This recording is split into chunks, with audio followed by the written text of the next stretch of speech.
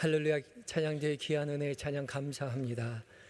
어디든지 주의 인도하심 따라 믿음의 길 걸어가시는 모든 성도님들 되시기 바랍니다. 중학교 2학년 때 학생회에서 눈물 흘리면서 부르던 그 찬양인데, 이 찬양 들을 때마다 주와 동행하는 그 길이 참 행복한 길이라는 생각이 듭니다. 오직 주님과 늘 동행하며 믿음의 길 걸어가시는 모든 한영의 성도님들 되시기 바랍니다. 우리 옆 사람 향해서 이렇게 인사하겠습니다. 당신을 지난주보다 조금 더 사랑합니다. 당신을 지난주보다 조금 더 사랑합니다. 우리 지난주에는 무슨 고백했었죠? 주님 사랑합니다. 기억하시네요. 감사합니다. 주님 사랑합니다 하고 주님 앞에 믿음의 고백을 했죠. 그런데 오늘은 주님을 사랑하는 그 사랑 가지고 내 이웃을 사랑해야 하는 것이죠. 하나님 사랑은 이웃 사랑과 연결되어 있습니다. 하나님 사랑하는 사람은 반드시 이웃을 사랑하게 된다는 말이죠. 하나님을 사랑한다고 말하면서 이웃을 사랑하지 않는 자는 하나님을 거짓으로 사랑하는 사람인 겁니다. 이웃 사랑은 하나님 사랑의 척도입니다. 내가 하나님을 얼마나 사랑하는가 궁금하다면 여러분의 이웃을 여러분이 얼마나 사랑하는지 보면 됩니다.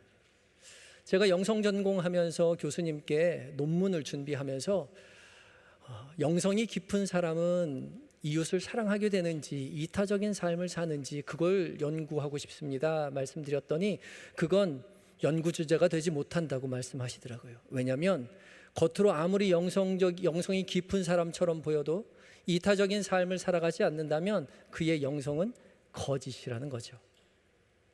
그러니까 하나님을 사랑한다고 우리가 입술로 고백하지만 우리가 정말 이웃을 사랑하지 않는다면 우리의 하나님 사랑에 대한 고백은 가짜라는 거죠. 요한일서 4장 20절에도 보는 바 형제를 사랑하지 못하는 자가 보지 못하는 바 하나님을 사랑할 수 없다라고 분명히 말씀하고 계시죠. 그러니까 우리 지난주에 하나님, 주님 사랑합니다 라고 고백해서 하나님을 사랑하게 되었노라면 그만큼 이제 이웃을 사랑하게 된 것입니다. 아멘입니까? 아멘이죠. 우리 지난주에 주님 사랑합니다 라고 고백했으면 그 한 주간만큼 우리는 우리가 알지 못하는 사이에 이웃을 사랑하게 된 거죠. 그래서 우리는 우리 옆에 있는 이웃을 지난주보다 조금 더 사랑하게 된 것입니다. 그걸 고백하자는 거죠. 우리 다시 한번 해볼까요? 당신을 지난주보다 조금 더 사랑합니다.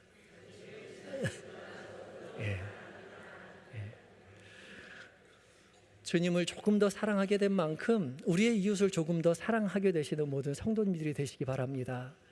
조금씩 주님의 사랑받아서 우리는 매주일 주님을 더욱더 깊이 사랑하게 되는 거죠. 그리하여서 우리가 주님 앞에 돌아가는 그 순간, 우리가 죽게 되는 그 순간 내 인생에 하나님을 가장 사랑하는 날이라고 고백하며 하나님 품에 안기시는 모든 성도님들 되시기 바랍니다. 오늘 봉독한 로마서 13장의 말씀은 역시 사랑에 관한 말씀입니다. 오늘 하나님께서는 우리에게 사랑은 율법의 완성이다 말씀하고 계시죠. 율법이 무엇입니까? 하나님께서 당신의 백성 이스라엘에게 실천해야만 하는, 반드시 지켜야만 하는 것을 가르쳐 주신 것이 율법입니다. 바벨론 나라 사람은 바벨론의 법을 지켜야 하고 로마 사람들은 로마의 법을 지켜야 하고 대한민국 국민들은 대한민국의 국법을 지켜야 하죠. 맞습니까? 맞습니다. 하나님 나라의 백성된 자로서는 언제나 하나님 나라의 율법을 지켜야 하는 것이죠. 하나님께서는 그래서 시내산에서 모세에게 하나님 나라의 백성이 지켜야 할 율법들에 대해서 자세히 알려주셨습니다. 그리고 하나님 나라의 백성된 자로서 이 율법을 지켜 행하면 내가 잘되고 이 땅에서 장수하고 복을 누리게 될 것이다 약속해 주셨죠. 그런데 오늘 로마서 13장 말씀을 통해서 하나님은 우리에게 율법을 완성하는 것은 사랑이다 말씀하고 계시죠. 사랑이 율법의 완성이라고 말씀하세요. 그 사랑이 율법의 완성이라는 것이 무슨 의미를 가지고 있을까요? 왜 하나님께서 우리에게 그렇게 말씀하신 것일까요? 오늘 함께 말씀을 묵상하며 은혜를 나누어 보려고 합니다. 첫 번째, 사랑은요, 율법의 핵심이기 때문입니다. 다 같이 따라해 볼까요? 시작. 사랑은 율법의 핵심이기 때문입니다. 사랑은 율법의 핵심입니다. 사랑이 율법의 완성인 것은 사랑이야말로 율법을 통해서 드러내고자 하는 율법의 핵심 가치, 핵심이기 때문에 그렇죠. 9절 말씀을 함께 봉독하겠습니다. 9절입니다. 시작. 간음하지 말라, 살인하지 말라, 도둑질하지 말라, 탐내지 말라 한 것과 그 외에 다른 계명이 있을지라도 내 이웃을 내 자신과 같이 사랑하라 하신 그 말씀 가운데 다 들었느니라. 아멘. 간음하지 말라, 살인하지 말라, 도둑질하지 말라, 탐내지 말라, 이런 말씀은 십계명의 말씀이죠. 하나님께서 모세에게 십계명으로 전해주신 말씀이 바로 이 계명입니다. 그런데 이 계명이요, 십계명이 아니더라도 다른 나라들에서도 당연히 규정되는 그러한 법률이죠. 율법입니다. 간음하지 않는 거요, 살인하지 않는 거요, 도둑질하지 않는 거요, 남의 재물을 탐내지 않는 것이요, 공동체를 이루어 살아가는 모든 개인에게 지켜야 할 도리인 것이죠. 나라를 다스리기 위한 기본적인 법령들입니다. 이 법령이요, 함무라비 법전에도 있습니다. 함무라비 법전에 282개의 조항이 있는데 지금 말한 간음하지 말고 살인하지 말고 도둑질하지 말고 탐내지 말라는 그 율법이 자세하게 기록되어 있죠. 그런데요, 하나님의 율법은 거기에서 그치지 않죠. 우리 9절 말씀 다시 한번 읽어보겠습니다. 노란색 글씨만 읽어보겠습니다. 시작. 내 이웃을 내 자신과 같이 사랑하라 하신 그 말씀 가운데 다 들었느니라. 아멘. 그 외에 다른 계명이 다 있을지라도 내 이웃을 내 자신과 같이 사랑하라 하신 그 말씀 가운데 다 들어있다 라고 말하는 거죠. 이 다 들어있다에 들어있다라는 말은 개요를 말하다, 요약하다라는 뜻을 가진 헬라어 단어입니다. 그러니까 하나님께서 명령하신 이 수많은 계명들이요, 남들도 다 말하는, 다른 나라에서도 다 말할 것 같은 간음하지 말라, 살인하지 말라, 도둑질하지 말라, 탐내지 말라는 이 모든 것들은요, 무엇으로 요약될 수 있다고요? 내 이웃을 내 자신과 같이 사랑하라라는 그 한마디로 요약될 수 있다는 거죠. 그래서 하나님께서 말씀하신 계명은 사랑이라는 말로 요약될 수 있습니다. 겉으로 보기에는 함무라비 법정과 똑같이 보여도, 다른 나라 일반적인 나라들이 가지고 있는 법령과 비슷해 보여도 그 안에는 하나님의 사랑이 담겨 있기 때문에 하나님의 계명은 이 여타의 다른 나라의 법률과 함무라비 법전과 전혀 다른 것이라는 거죠. 그 안에 무엇이 들어있게요? 하나님의 사랑이 들어있게요. 겉으로는 똑같이 보여도 그 안에 사랑이 들어있는지 안 들어있는지, 그것이 더 중요한 것인 거죠. 제가 몇 해 전에 중국에서 선교를 마치고 돌아오신 목사님께 시계 하나를 선물 받았습니다. 명품 시계를 선물 받았어요. 명품 시계 3만 원짜리 명품 시계를 선물 받았습니다. 이게 중국에 가면 그런 명품 시계를 싸게 가짜로 만들어서 파는 그런 시장이 있다고 하더라고요. 이 목사님께서 그곳에서 명품 시계를 3만 원짜리 한 여러 개를 사가지고 오셨습니다. 겉으로 보기에는 명품 시계에 똑같이 생긴 거죠. 제가 그 시계를 받아들고 인터넷으로 검색해 보니까 그 브랜드의 가장 싼 시계가 150만 원짜리더라고요. 제가 그 시계를 선물 받고 이거를 차고 다니면 교인들이 저를 어떻게 생각할까 걱정이 되기도 했지만, 누가 물어보면 선물 받았다고 하면 되지 뭐, 그러고 그 시계를 찾습니다. 알고 보니까 그 목사님께서 그 시계를, 정말 진짜 같은 가짜 시계를 열심히 골라가지고 왔는데, 공항에서 내리다 보니까 그 중에 하나가 시계에 그 알이 떨어져 나갔다고 하더라고요. 그렇지만 저에게 선물 준 거는 그 중에서도 괜찮은 것을 골라서 주셨습니다. 제가 1년쯤 그 시계를 차고 있다 보니까 1년 정도 되니까 시계가 멈추더라고요.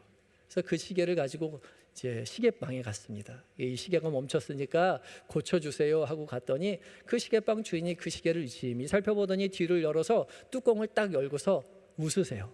왜요? 가짜라서 웃는 거죠. 예. 겉은 멀쩡해 보이고 똑같이 보였지만 그 안을 여는 순간 가짜 시계라서 허접해 보였던 거죠.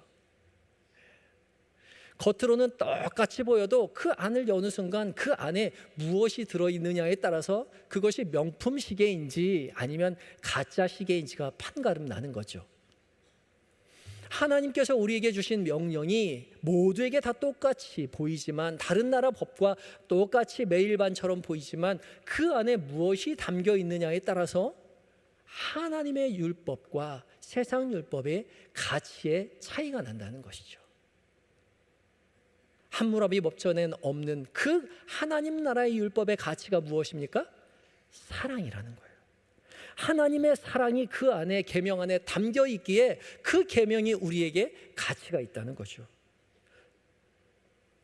하나님, 그래서 요한일서 4장 7절과 8절을 통해서 우리에게 이렇게 말씀하고 계시죠. 함께 읽겠습니다. 시작. 사랑하는 자들아, 우리가 서로 사랑하자. 사랑은 하나님께 속한 것이니 사랑하는 자마다 하나님으로부터 와서 하나님을 알고, 사랑하지 아니하는 자는 하나님을 알지 못하나니 이는 하나님은 사랑이시니라. 아멘. 하나님은 사랑이십니까? 아멘이십니까? 아멘입니다. 하나님은 사랑이에요. 그래서 하나님의 하나님 되심은 율법이 어떤 율법이냐에 아니라 그 안에 하나님의 사랑이 담겨 있느냐에 달려 있다는 거죠. 모든 계명에는요, 하나님의 사랑이 드러나야 합니다. 그래야 하나님의 율법인 거죠. 모든 사랑이 하나님께 속해 있기 때문에 그래요. 사랑이신 하나님께서 사랑하고 사랑받는 존재로 우리를 창조하셨고, 그리고 우리를 그 하나님의 사랑을 통해서 이 세상 가운데 살게 하신 것이죠.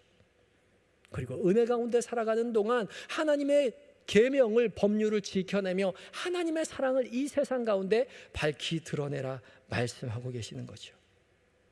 그래서 우리가 하나님의 율법을, 계명을 행함에 있어서 가장 중요한 것은 그 계명을 통하여, 율법을 통하여서 세상 가운데 하나님의 사랑을 드러내야 한다는 것입니다. 그래서 로마서 3장 10절 말씀을 통해서 주님 우리에게 말씀하시죠. 함께 읽겠습니다. 시작.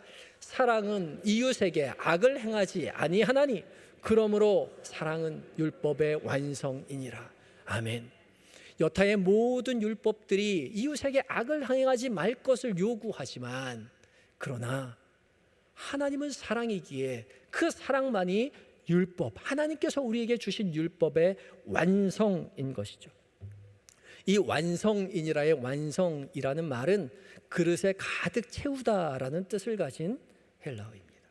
그러니까 그릇이 꽉 찬 거죠. 충만한 겁니다. 완전히 성취된 거예요. 완성되었다는 거죠.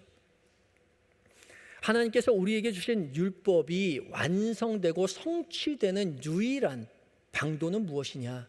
그 안에 하나님의 사랑이 담겨 있는 것입니다. 하나님의 사랑이 담겨 있어야 비로소 율법이 완성된다는 거죠. 온전해진다는 겁니다. 완성되는 거예요. 오직 사랑이 드러날 때만 율법이 하나님의 율법으로서의 가치를 지니게 된다는 것입니다.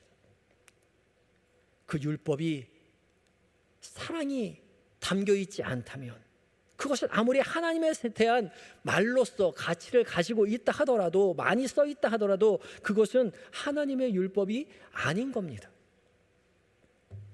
우리의 모든 행동 가운데에 하나님에 대한 말들로 가득 차 있다 하더라도 그 안에 우리의 하나님에 대한 사랑이 드러나지 않는다면 그 행동은 가짜라는 것이죠. 그러나 우리가 하나님의 율법을 열심히 지키노라고 하지만 완벽하게 지키지 못한다 하더라도 그 안에 하나님의 사랑이 담겨 있다면 우리는 그 하나님의 율법과 계명을 완벽하게 지킨 것이라 말씀하고 계시는 거죠. 왜냐하면 사랑이야말로 율법이 추구하는 핵심 가치이기 때문입니다. 우리가 드리는 기도, 우리가 드리는 찬양, 우리가 지금 드리는 이 예배도 마찬가지입니다. 우리가 주님의 이름을 부르고 주님 앞에 주님은 선하시다고 고백하고 주님 앞에 간절한 마음 가지고 기도하지만 우리의 기도 가운데, 찬양 가운데, 고백 가운데 하나님을 사랑하는 마음이 없다면 우리의 예배와 기도와 찬양은 가짜라는 거죠. 그러나 우리가 서투르게 기도하고 서투르게 찬양하고 우리가 유려하게 말하지 못하고 고백하지 못한다 하더라도 우리의 고백 안에, 우리의 기도 안에, 우리의 찬양 안에 우리의 사랑이 담겨져 있다면 그 기도는, 그 찬양은, 그 예배는 하나님께서 받으실 만한 진실한, 완벽한, 완전한, 완성된 예배요, 기도요, 찬양이라는 말이죠. 아멘이십니까? 아멘입니다. 오직 사랑이 있어야 합니다. 사랑만이 하나님 나라의 율법의 핵심이고 기도의 핵심이고 예배의 핵심이고 우리 신앙의 핵심입니다. 오직 사랑을 담아 기도하시고 사랑을 담아 찬양하시고 사랑을 담아 말씀에 귀 기울이시는 모든 한영의 성도님이 되시기를 예수 그리스도의 이름으로 축복합니다. 그래서요, 우리의 사랑을 담아서 주 앞에 고백하게 되면요, 하나님을 더욱더 사랑하게 되지 않아요? 그렇게 하나님을 사랑하게 되면 어떻게 된다고요? 저절로 이웃을 사랑하게 된다고요. 우리가 주 앞에 드린 오늘의 예배가 정말 주 앞에 사랑을 고백한 예배인지 아닌지는 어디에서 판가름 나냐면 예배 끝나고 집으로 돌아가서 이웃에게 어떻게 행하는지에 따라 달려있다는 거죠. 검증된다는 겁니다. 집에 있는 이웃이요. 집에 있는 이웃이 누굽니까? 집에 있는 남의 편 있잖아요. 남의 편. 남의 편이 누구예요? 남편이요. 집에 있는 남편에게 예배드리고 나서 어떻게 사랑으로 행동하느냐에 따라서 우리의 이 예배가 진실된 예배였는지 완성된 예배였는지 아닌지가 판가름 난다는 거죠. 주님 사랑한다고 고백해놓고 집에 가자마자 아들에게 숙제했어 안 했어? 스마트폰 그만 보라 그랬지? 라고 화내면 된다고 안 된다고요? 안 된다고요. 교회 다녀오면 엄마가 더 이전보다 더 우리를 사랑해 줘야 된다니까요. 예배 마치고 집으로 돌아오면 더 사랑하는 사람이 되어야 해요. 엄마가 교회 다녀오면 천사로 변하더라. 그런 소리를 우리가 들어야 합니다. 아내가 교회 다녀오면 선녀로 변하더라. 그런 소리 우리에게 들어야 하는 거죠. 연애하면서 여자친구 따라 오늘 이 자리 예배 참석하신 남자 친구들이 있습니까? 혹시 사측에 그런 분들이 있을지도 몰라요. 또 이 자리에 아내 따라 억지로 예배드리러 참석하러 오신 남자 성도님들이 계십니까? 혹시라도 예배 끝나고 집에 돌아가셔서 또 데이트하다가 여자친구가, 아내가 이전보다 더 사랑해주지 못한다면 저에게 신고하시기 바랍니다. 우리가 주님 앞에 간절히 예배하고 찬양하고 깊은 신앙을 가지고 있어서 남편에게 그리고 남자친구에게 같이 가서 예배드리자 그렇게 권유할 정도의 신앙이라면 우리의 진실된 고백이, 사랑의 고백이 이 자리에 있어야 하는 거죠. 그게 중요합니다. 그래서 예배드리고 나서 집으로 돌아가서 남자친구와 연애할 때 더 깊이 사랑해야 남자친구가 따라서 교회 오는 거 좋아하지 않겠어요? 남편이 빨리 교회 가라고 등 떠밀지 않겠습니까? 네가 가는 교회 나도 한번 가보자 따라 나서지 않겠어요? 그렇게 해서 따라가 보니까 그 교회가 한영교회더라. 그 고백이 있어야죠. 우리가 드리는 모든 기도, 우리가 드리는 모든 찬양, 우리의 모든 예배 가운데 하나님을 사랑하는 그 사랑의 고백으로 가득 찬 예배를 드리시는, 그리하여서 여러분의 삶의 모든 자리에서 이웃을 사랑하게 되시는 한영의 모든 성도님들이 되시기를 예수 그리스도의 이름으로 축복합니다. 이제 두 번째 사랑은요, 선택이 아닌 의무입니다. 다 같이 따라해 볼까요? 시작. 사랑은 선택이 아닌 의무입니다. 8절 말씀 함께 봉독하겠습니다. 8절입니다. 8절 말씀 시작. 피차 사랑의 빚 외에는 아무에게든지 아무 빚도 지지 말라. 왜냐하면 남을 사랑하는 자는 율법을 다 이루었느니라. 아멘. 우리 한글 성경에는 나와 있지 않지만 헬라어 성경에는 왜냐하면 가르, 원인을 나타내는 접속사 가르, 왜냐하면이 들어있습니다. 그러니까 사랑의 빚 외에는, 남을 사랑하는 자는 율법을, 사랑의 빚 외에는 아무 빚도 지지 말아라. 왜냐하면 남을 사랑하는 자는 율법을 다 이룬 사람이기 때문이다 라고 말하는 거죠. 남을 사랑하는 것이 율법의 완성입니다. 그렇게 말씀하고 계시죠. 그러면서 율법을 완전히 완성하는 사람은 사랑의 빚을 진 사람들이다 라고 이야기하고 있어요. 사랑의 빚이요. 사랑은 빚입니다. 우리 모두 사랑의 채무를 가지고 있는 거예요. 빚을 졌으면 갚아야만 하죠. 그것이 빚의 속성입니다. 아무리 오랫동안 가만히 놔두고 있는다고 해도 빚은 없어지지 않습니다. 오히려 이자만 붙어서 갚아야 할 빚이 늘어나죠. 우리가 갚아야 할 사랑의 빚이 얼마나 될까요? 예수님께서 마태복음 18장 말씀을 통해서 빚에 관한 비유를 말씀해 주셨죠. 1만 달란트 빚진 자와 100데나리온 빚진 자의 비유 말입니다. 어떤 한 임금이 셈을 할 때에 어떤 사람이 임금에게 1만 달란트 빚졌다는 것을 알게 됩니다. 모든 재산을 다 팔아도 1만 달란트를 갚을 길이 없습니다. 당연하죠. 1만 달란트가 지금 우리 돈으로 얼마 정도 할까요? 1만 달란트는 6천 데나리온인데 한 데나리온은 노동자 하루의 품삯입니다. 노동자 하루 품삯을 10만 원이라고 계산한다면 10만 원 곱하기 6천 하면 어느 정도 될까요? 6조가 됩니다. 6조. 개인이 6조를 빌린다는 건 말이 안 되는 거죠. 그만큼 큰 가치의 빚을 갚아야 하는 겁니다. 도저히 갚을 수 없는 그 빚을 이 임금이 불쌍한 마음으로 탕감해 줍니다. 근데 이 어마어마한 6조라는 돈을 탕감받은 이 사람이 길을 가다가 자기에게 100데나리온 빚진 자를 만나죠. 그럼 100데나리온은 얼마일까요? 한 데나리온이 노동자 하루의 품삯이라고 했으니까 이제 10만 원 곱하기 100 하면 됩니다. 그죠? 10만 원 곱하기 100 하면 얼마예요? 이 정도는 가능하죠. 10만 원 100장 있으면 얼마예요?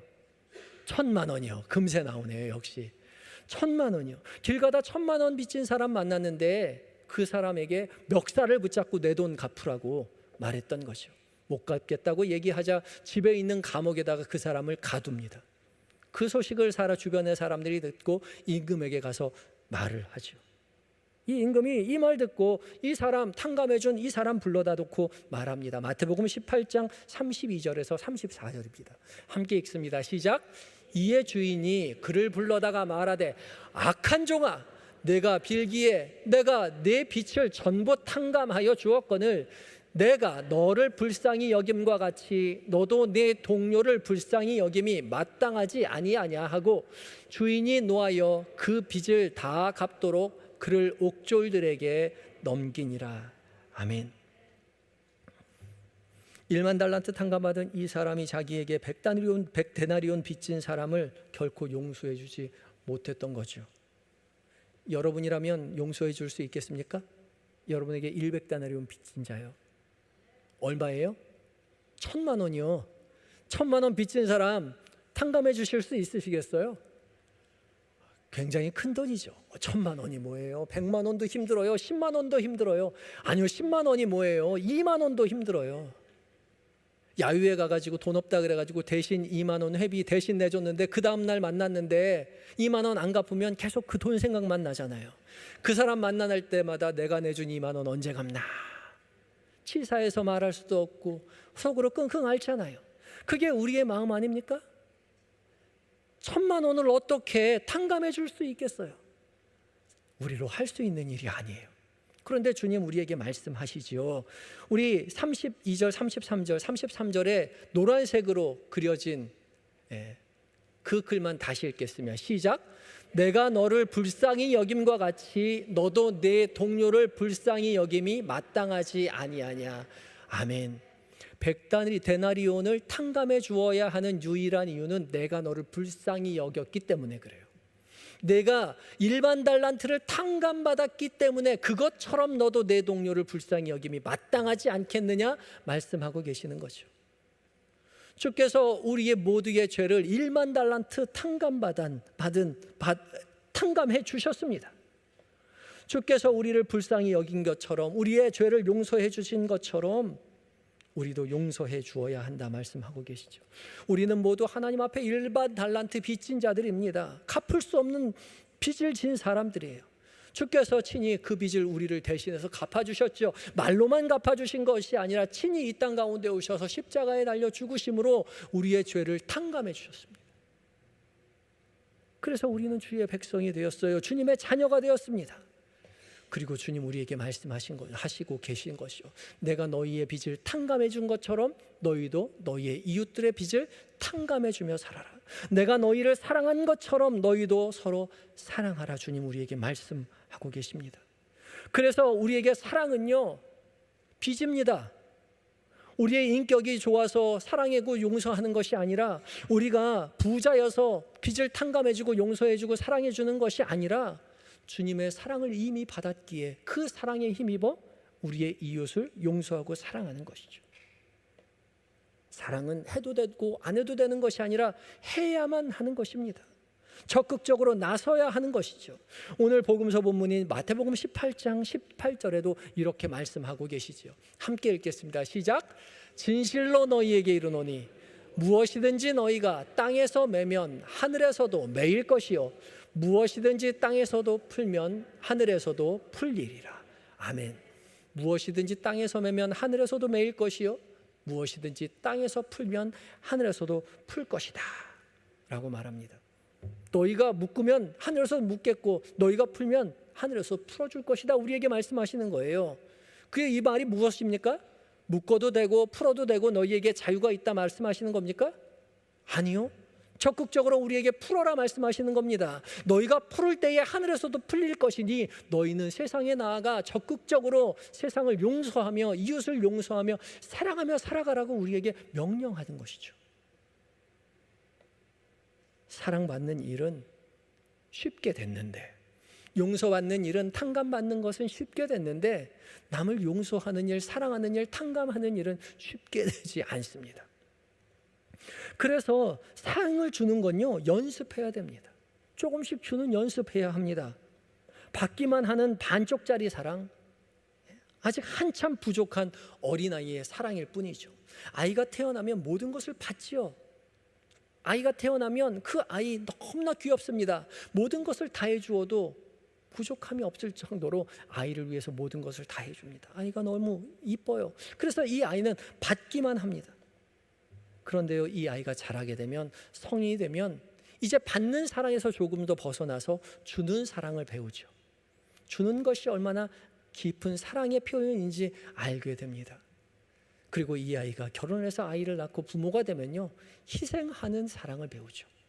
그리고 그 희생하는 사랑의 중심에 하나님의 사랑이 담겨 있음을 깨닫게 되는 것입니다.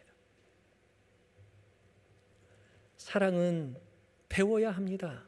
어린아이와 같은 사랑에서 성이 대한 사랑으로, 성이 대한 사랑에서 부모의 같은 희생하는 사랑으로 조금씩 우리의 사랑이 성숙해 가야 한다는 것이죠.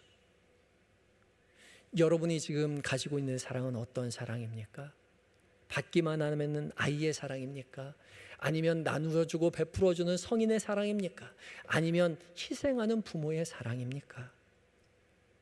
우리의 사랑이 어떠한 자리에 있든지 간에 우리는 사랑을 연습해서 더 성숙한 사랑을 표현할 수 있어야 된다는 거죠.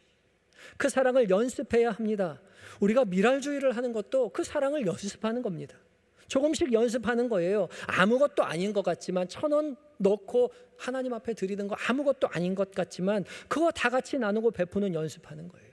나누고 베푸는 것도 해본 사람이 하는 겁니다. 처음 해보려면 엄두가 나지 않아요. 망설여집니다. 그래서 자꾸 차근차근 연습해 나가야 되는 거죠. 우리 교회가 9월 23일에 바자회를 준비하고 있죠. 바자회도 하나님 사랑 연습하는 겁니다. 베푸는 연습하는 거예요. 주는 연습이요. 바자회 돈 벌려고 하는 거 아닙니다. 나누고 베풀려고 바자회 합니다. 바자회 하면 앞으로 남고 뒤로 미치는 것이 바자회입니다. 얼마나 많은 사람의 노고와 수고와 땀이 그 자리에 필요한지 몰라요. 그렇지만 손에 쥐는 건 얼마 되지 않아요. 돈 벌려고 하는 거 아니죠. 이웃에게 사랑을 베풀기 위해서, 어려운 사람 돕기 위해서 우리 바자회 하는 겁니다. 미치려고 바자회 해요. 2주 전에 6층에 올라갔더니 우리 은퇴하신 노 권사님들이 고추장을 담고 계시더라고요. 고춧가루를, 국산 고춧가루를 사가지고 와가지고 엿기름을 내가지고 그 무거운 걸 휘젓고 계시더라고요. 제가 갔더니 땀을 뻘뻘 흘리면서 이제 다 마치고 고추장을 담고 계셨는데 저에게 아이고 목사님 좀 일찍 오셔서 이거 좀 졌지, 이 무거운 거 힘든 거 다 끝나고 이제 담을 때 오셨어요, 그러면서 농담을 하시더라고요. 왜 그 은퇴하신 노 권사님들이 그 힘든 고추장을 담고 있습니까? 그러면서도 그거 싸게 팔아야 된다고, 비싸게 주면 안 된다고 그렇게 말합니까? 사랑을 나누기 위해서예요. 사랑을 베푸는 연습을 하기 위해서입니다. 이 연습에 우리 모두 동참해야 됩니다. 여전도회도, 그리고 권사회도, 남선교회도, 청년회도 다 지금 바자회 준비하느라고 난립니다. 그런데 이것이 의미 있는 이유는 무엇입니까? 하나님의 사랑을 나누고 베푸는 일이라는 거죠. 이 자리, 이 모든 것이 남의 일이 아닙니다. 우리 모두의 일이에요. 모두가 동참해야 합니다. 우리 한영교회 등록하지 않고 예배당에 예배만 참석하신 성도님들이 있다면 여러분도 동참하셔야 됩니다.